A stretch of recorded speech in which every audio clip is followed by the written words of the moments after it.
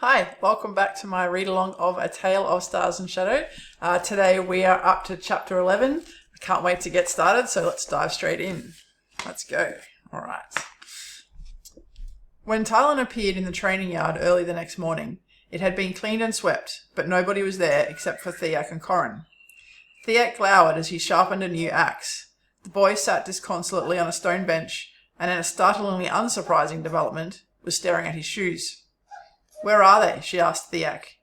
"I looked for them," he said grudgingly. "Couldn't find them." She stared at him, but he was unbothered, his gaze dropping back to the axe.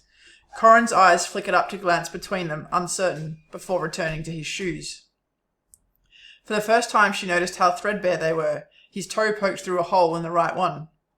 "Both of you," she snapped. "Get up and follow along as best you can." Without another word, she settled into a series of stretches before beginning a warm-up. The familiar movements of Sabai, the Callinan form of unarmed combat, calmed her mood and focused her mind. She was just finishing up, Corrin and Theak stumbling awkwardly behind her, when Talyn spiraled down out of the air. She said nothing, simply raised her eyebrows at him. "Apologies, Captain, but I had to attend a family dinner last night and it ran rather late." He offered a smile. "I'm sure you understand." "No, I don't," she said. "If I order you to be here at a certain time, I expect you to be here." "Zamrul and Halun aren't here either." He seemed astonished that she was angry with him. "I don't care where everyone else is," she said, "and sleeping in is not a sufficient excuse for being late to drill." Before he could reply, the door to the barracks opened and Halun and Zamrul appeared. The thief slouched in, then sprawled along one of the stone benches. Halun looked at him, then shrugged and sat down beside him. "Where have you two been?" she rounded on them. Zamrul yawned widely. "Sleeping. Cleaning out the yard yesterday was tiring." Talyn glanced at Theak, whose glower had only become more firmly settled over his features. She took a few deep breaths. She was Talyn Dynan, Callinan warrior and member of the Dumnorix family. This rabble of poor attitude and reluctance was not going to beat her. "Theak, the inside of the barracks needs cleaning," she said, voice light but firm. "See that it gets done by nightfall." "Yes, Captain," he muttered, heaving himself to his feet. "And if you can't display enough leadership ability to get the wing to appear for drill on time, you're out." She strode to the gate, casting her eye over all of them. "Be here on time tomorrow, or don't bother coming at all."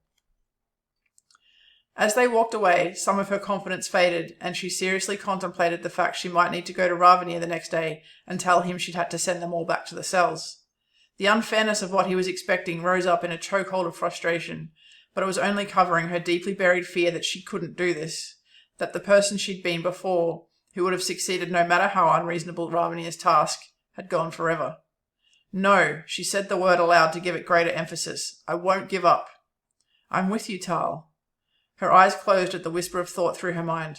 "But you're not. I'm here alone." Trying to keep a firm grip on her determination, Talyn spent the rest of the morning and early afternoon exploring the palace until she felt she could find her way around to the places she needed to without help. She also discovered the way to the main entrance to Kewen's tower. The bridge leading over to his front door was, of course, unguarded. He wasn't there, so she kept exploring. The palace was a hive of activity. Winged folk either glided or flew past Talyn as she strolled the walkways. The only adult she saw walking had part of her left wing bandaged. Their musical voices added an air of liveliness to the bright day. None of them acknowledged her, though, beyond the occasional frown thrown her way at the sight of a human. Talyn saw only a handful of other humans on her walk, and judging by their similar clothes and manner, she guessed they were servants. The sharp contrast between the beauty of the citadel and the lack of warmth in its residents was hard to adjust to, leaving her strangely torn between the alluring loveliness and music of the citadel and the distinct feeling that she was not welcome or wanted.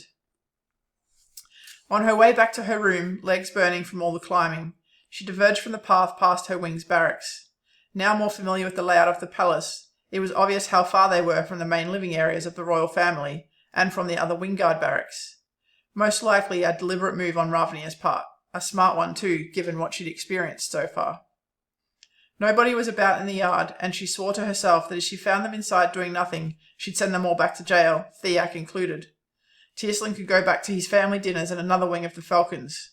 Maybe Ravania could be convinced to give her proper soldiers, or allow her to simply be Kewen's only guard for the rest of her posting.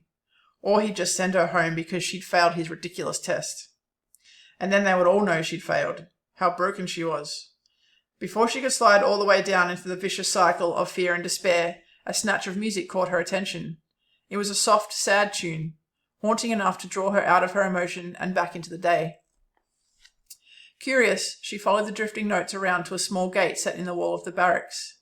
It led to a pretty garden adjacent to the barracks mess hall. Corrin was in there alone, his back to her, seated on a stone bench. His hands cradled a small flute, which he was playing with deft fingers, his head bowed over the instrument, long hair hiding his face. The surge of irritation at the sight of him not following orders broke through the spell his music had set over her. "You've got 10 seconds to explain to me why you're not cleaning as ordered, or I'll walk you back to the cells myself." He started and almost dropped the instrument, but when he turned to face her, she was shocked to see tears glistening on his cheeks. In a flash, her anger was gone, and she wavered, unsettled by how his tears tore at her own wounds. "Is everything all right? Did something happen?" She crossed to sit beside him on the bench, concerned. As with the others in her wing, she was uncertain what to make of Corrin. Callanan potential notwithstanding, he was young and timid and didn't fit the mould of a warrior in any sense of the word. He swallowed and shook his head. "No, nothing's happened, Captain." "Then why aren't you cleaning the barracks?" she asked sharply. "I finished the section Theak assigned me," he sniffed, reaching up to scrub his face with a dirty sleeve. "And playing music always helps me feel better." Corrin was no Zamaral, so she decided to accept he was telling the truth. And because he was still so stiff around her and she truly wanted to know what had upset him, she smiled. "You play beautifully. How long have you been learning?" "Since I was a boy." A sad smile flickered over his face. "My father taught me. Learning an instrument isn't uncommon here, but Da used to say I had the talent to be even better than him." "He's not alive anymore, is he?" she asked softly. One thing she would always recognize, the grief of loss. It was written all over him. "No." He looked away from her. "Why were you crying, Corrin?" She kept her voice gentle. "It's nothing." His jaw clenched. She was silent a moment, searching for what to say. If she wanted her wing to succeed, she needed to try and win this boy over, to earn his trust. "Corrin, being your captain doesn't just mean I'm the person who yells orders at you. It makes me responsible for you, and that means having your back and looking out for you. If you're in trouble of some kind, it's my job to help you get out of it." His gaze shifted and he stared at her for a long moment. He looked so painfully young with his green eyes wet from tears and his thin shoulders literally sagging under the weight they bore. She watched as his strength faltered and he twisted back away to stare at the ground. "I don't know what to do," he said raggedly, his breath hitching. "About what?" she asked firmly. "It's just—" His shoulders sagged further, then suddenly the words poured out of him in a torrent. "It's my mam and my sisters. They're all alone now that I'm up here. Da died in prison. The Falcons caught him stealing from one of their warehouses.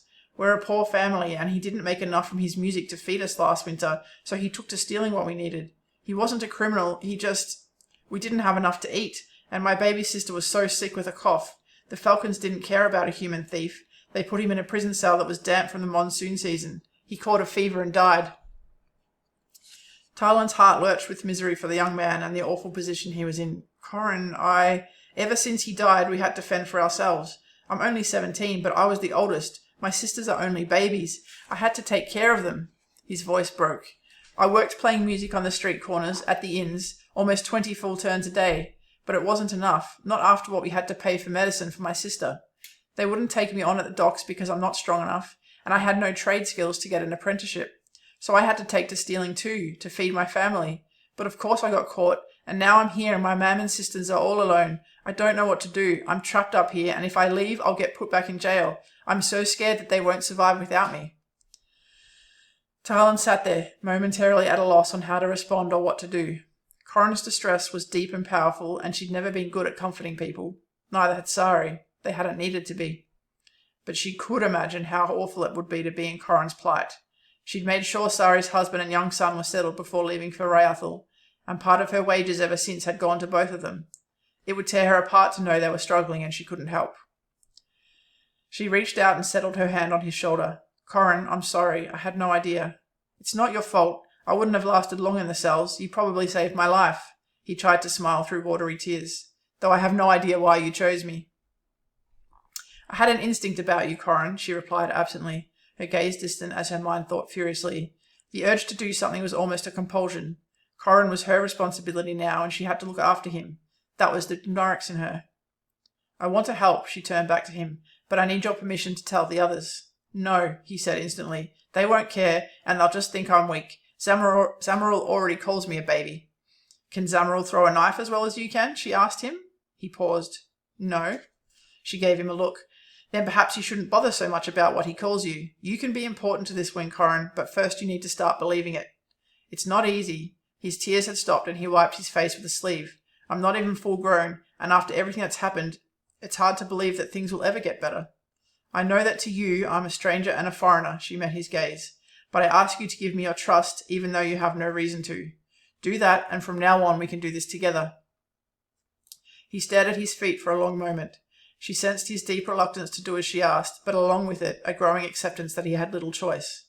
Eventually he sniffed, then nodded. All right. Good. She injected a little ice into her voice. And so help me, if you keep staring at your shoes in my presence, I'm going to chop both your feet off at the ankles. If you're going to be a warrior, Corrin Dariel, straighten your shoulders and meet the world like the man you want to be. He swallowed, lifted his gaze to hers. Yes, Captain. She left Corrin to his music and went in search of the others in the barracks. They were huge, standing 3 stories high and clearly meant for a full wing of falcons. After a long hunt to track each of them down, they'd all chosen to work as far from each other as possible. She ordered them to a ground floor common room that exited directly out into the yard.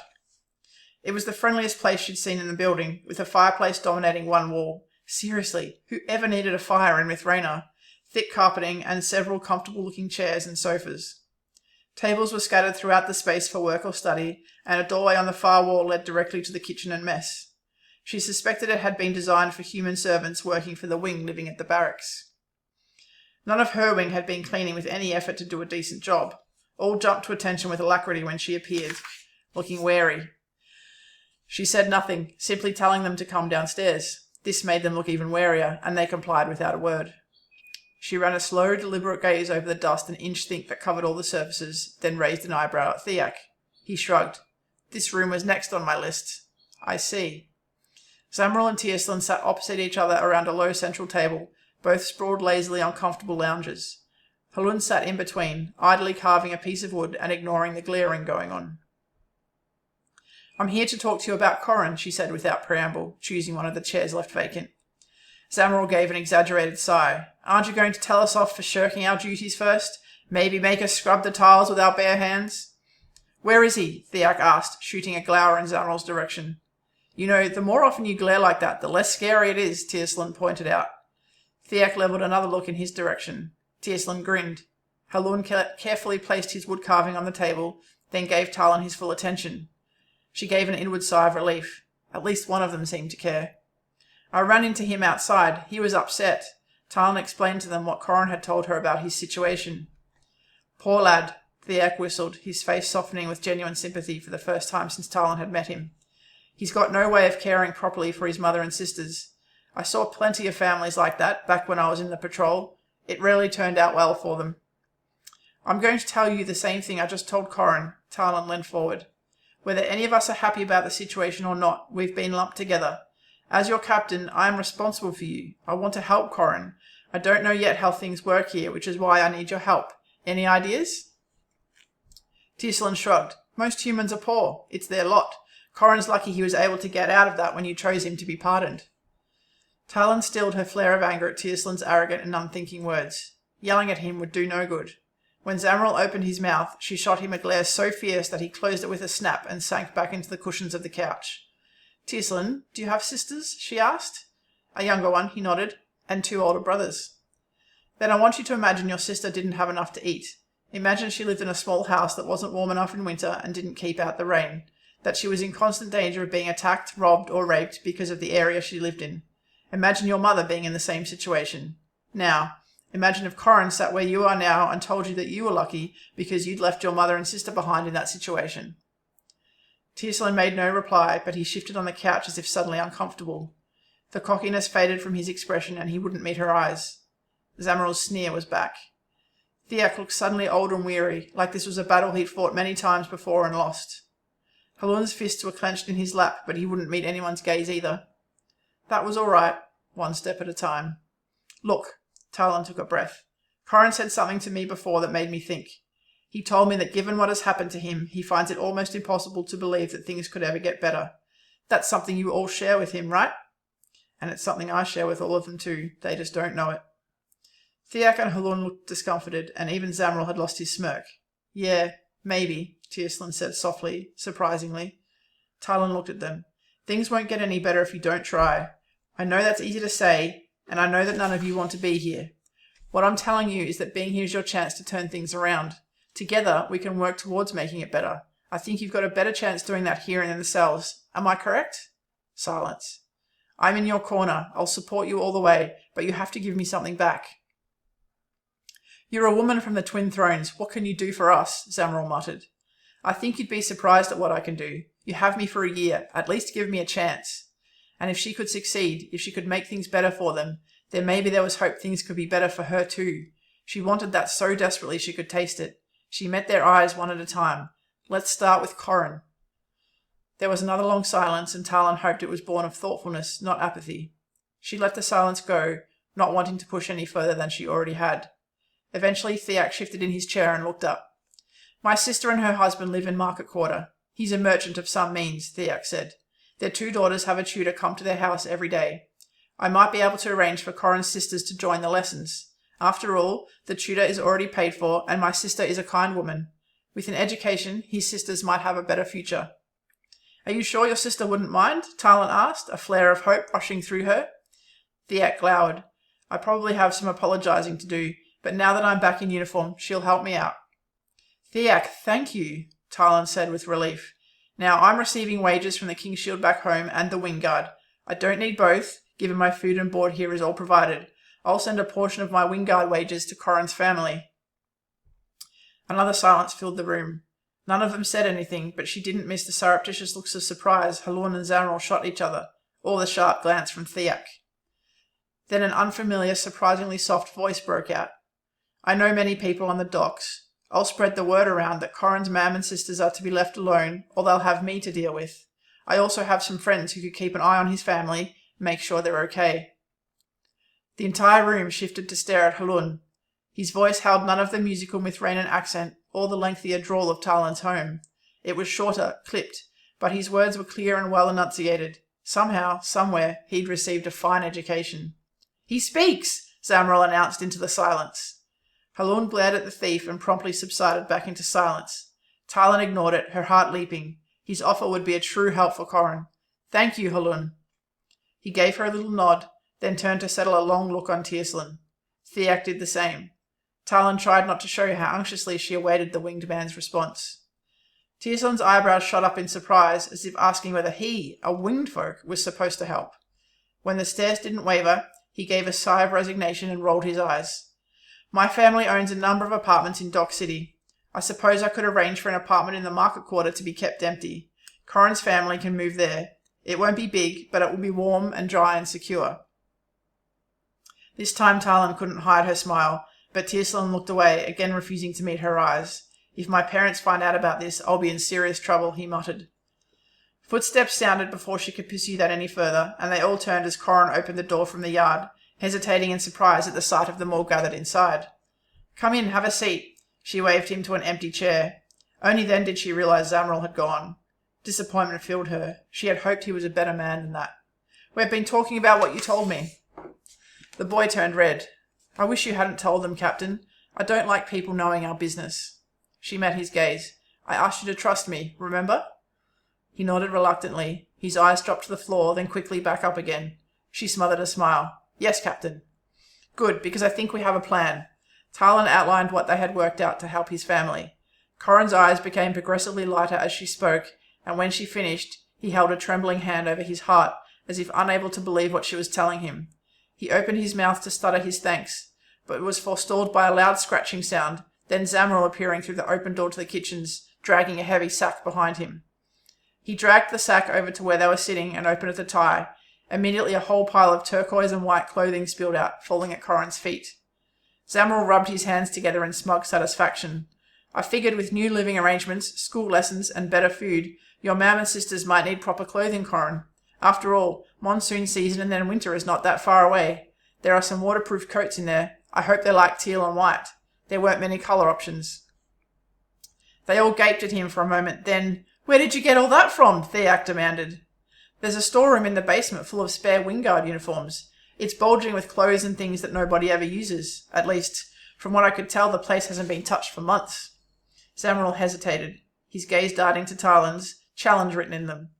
When you were all offering your help, I remembered what the captain said about us all having our own talents. It was easy picking a lock to the room and getting this stuff out. You stole them? Tiercelin squeaked, looking horrified. I did. Samuel held Talyn's gaze. You only made me promise not to steal from my wingmates. She couldn't help herself. A half-exasperated chuckle escaped her.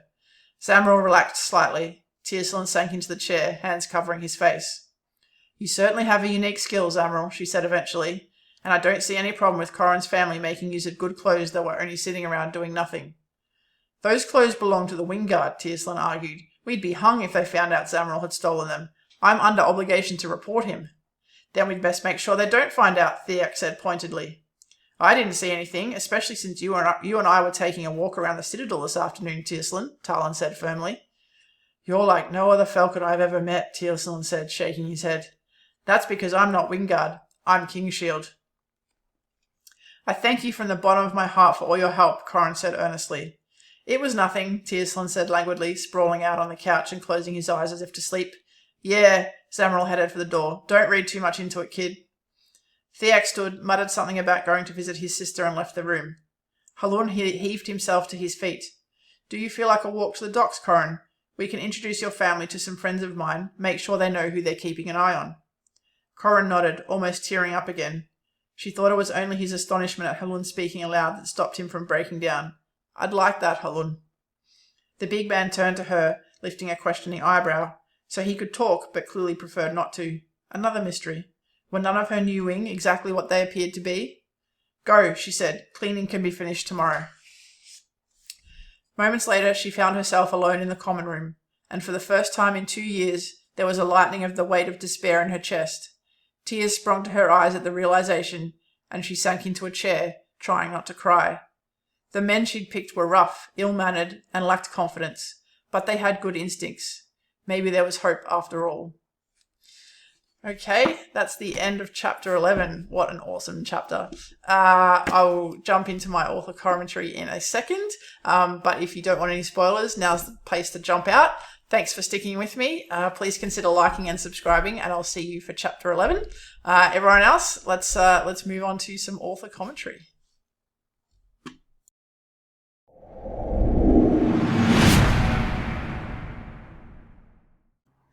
Okay, chapter 11. Oh, Corrin. So, I guess just for Talyn's perspective, this is her real proper introduction to what things are really like, particularly for the humans in Dock City, in Mithraena.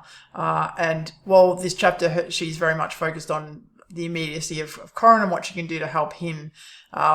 This plays out as her first real, I guess her introduction into how different Dock City and the Citadel and Mithraena is from the Twin Thrones, where she's from, but also from how different the governors or the rulers of Mithraena are in comparison to what she's accustomed to from her Dunmorix relatives, and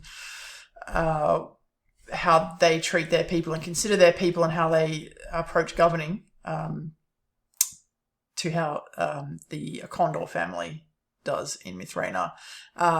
Like I said, though, this chapter is very much focused on her response to Corrin and how she can help, and this is the start of the wolves becoming the wolves in every respect. So Talyn gathers them all together and presents them with this problem, and in comparison to what the cajoling and the forcing and the kind of pushing that she's had to do with them so far, very few arms are required to be twisted here when she asks them to help Corrin. These are, as she reflects on at the end of the chapter, these are good people who have good instincts and they want to help, despite them all in their own ways being in their own horrible situations. And then Talyn speaking for the first time. Those of us who've read the books all the way through know what Halun's backstory is, know that he was a slave in Montan and experienced significant tragedy there as he escaped, or before he escaped, and that's the reason for his silence, but that he's willing to break it here to help Corrin. Again, that just touches Talyn very deeply. And then she has that momentary disappointment about Zamaral, who disappears, but then he's also gone off to help, and he's remembered her words about, like, maybe you don't have any skills, but you do have things that you're good at, and that's how you can contribute. And he's been weighing away on that. He's remembered, and now he kind of shoves it at her as a challenge, like, well, you said, and she's like, fair enough, and let's all turn a blind eye to the fact that the clothes have been stolen because Corrin's family needs them and no one else is using them. And in her mind, as a Dumnorix, that's a fair decision to make. Whereas in the world of Mithranar, as Tierslin pointed out, they could all be hung. Again, another kind of introduction for Talyn about how things are different and the reality of how that actually plays out, even though right now she's focused on Corrin. So, a lovely chapter. I love reading this one. It pulls at the heartstrings a little bit because these wolves are just beautiful together, and this is the start of that. If you've got any more questions about the characters here or what's playing out in this scene, please drop them in the comments below. I'd love to answer. Please consider liking and subscribing, and I'll definitely be back soon with chapter 12. Oh yes, we get another Talyn chapter. I can't wait to dive into that one. All right, have a great day.